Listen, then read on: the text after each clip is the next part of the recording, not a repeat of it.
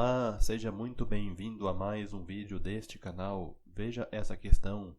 Em uma perícia de acidente de trânsito, os peritos encontraram marcas de pneus referentes à frenagem de um dos veículos, que ao final dessa frenagem estava parado.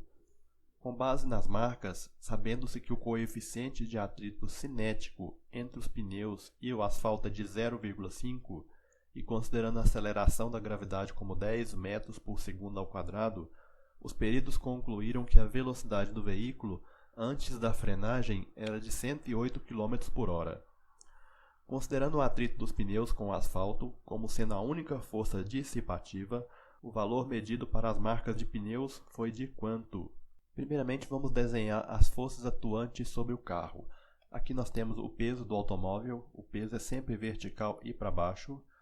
Como ele está apoiado numa superfície, aparece a força normal. A força normal faz 90 graus com a superfície. Temos também a força de atrito. Ele freou antes de chegar ao obstáculo, antes de chegar ao ponto de colisão. Então aparece uma força de resistência ao movimento e essa força é o atrito. O enunciado disse que o atrito é a única força dissipativa. A única força que faz ele perder energia, ou seja, a única força que faz o carro parar. Analisando as forças, eu percebo o seguinte: a força normal ela vai cancelar com a força peso, já que o carro nem afunda e nem flutua. E também percebo que o peso é simples de calcular, eu posso calcular como sendo a massa e vezes a gravidade. A normal, como é igual ao peso, também será a massa vezes a gravidade. A única força que sobrou sem ser anulada é a força de atrito. Como calcular a força de atrito? A força de atrito é calculada multiplicando o coeficiente de atrito vezes a força normal. Mas nesse caso, como mencionamos anteriormente, a normal para cima é igual ao peso para baixo.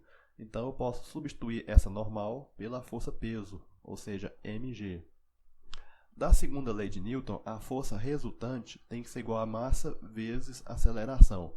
Como dito anteriormente, nós desenhamos três forças, porém duas delas se cancelaram. Então a única força que sobrou foi o atrito, e o atrito tem sentido contrário ao movimento. Então vou colocar aqui a força resultante, na verdade vai ser menos Φ. O menos, novamente, é para indicar que tem um sentido oposto ao movimento, que é igual a massa vezes aceleração. Agora veja que curioso, que interessante. A força de atrito eu vou substituir por essa equação anterior. Então vai ficar coeficiente de atrito vezes mg, que tem que ser igual a ma, massa vezes aceleração. Percebo que eu posso cortar a massa, ou seja, a massa do carro não influencia, e obtenho que a aceleração é dada pelo coeficiente de atrito vezes a aceleração da gravidade. Vou colocar o sinal de menos, porque, como dito anteriormente, a força tem o sentido oposto ao movimento. Vamos calcular, portanto, a aceleração desse automóvel, ou a desaceleração. O coeficiente de atrito, de acordo com o enunciado, é de 0,5. Então a aceleração fica menos 0,5 vezes a gravidade é 10 metros por segundo ao quadrado. Então eu descubro facilmente que a aceleração do carro, ou a desaceleração, é de 5 metros por segundo ao quadrado. Agora vamos ao próximo passo. O carro, antes da frenagem, inicialmente, estava a 108 km por hora. Então a velocidade inicial era de 108 km por hora. E o enunciado diz que no final da frenagem, o carro estava parado. Então a velocidade final será zero. Agora um fato interessante, a unidade da velocidade é o km por hora. E nós não usamos o km por hora, vamos usar metro por segundo. Para passar de km por hora para metro por segundo, é só dividir por 3,6 e encontraremos o valor de 30 metros por segundo. Agora, claramente, percebemos que tem uma mudança de velocidade. O carro desacelerou. Se ele desacelerou, trata-se de um movimento retilíneo uniformemente variado.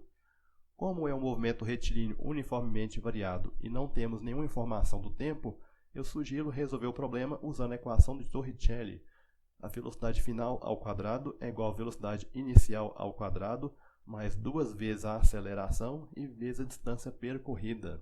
Substituindo os dados, encontramos a velocidade final é zero, a velocidade inicial é 30 metros por segundo, porém é ao quadrado, de acordo com a equação, 2 vezes a aceleração, calculamos anteriormente que ela na verdade é negativa, ele está desacelerando, e vezes a distância. 0 ao quadrado dá 0, 30 ao quadrado fica 900, 2 vezes 5 fica 10, no caso menos 10, d.